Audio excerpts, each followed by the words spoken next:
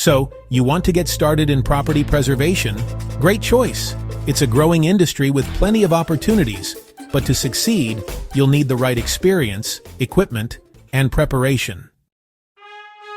First things first, gain experience. Work as a subcontractor. This is one of the best ways to learn how the industry works, from client expectations to field procedures, all without the pressure of starting your own business right away. Seek entry-level work.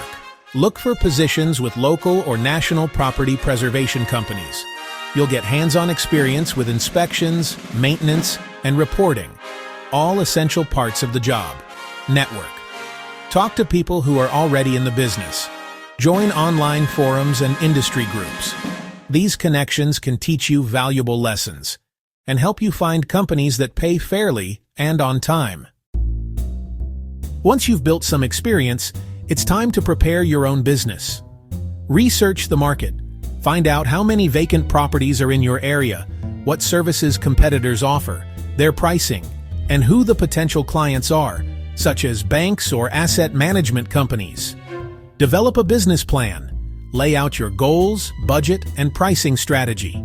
Decide on your business structure, like an LLC, to protect your personal assets and stay organized.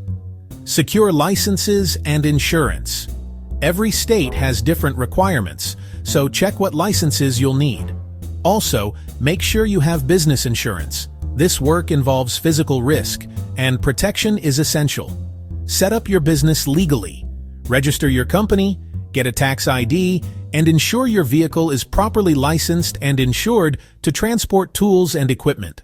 And that's it, your roadmap to getting started in property preservation. Start small, stay professional, and keep building your experience.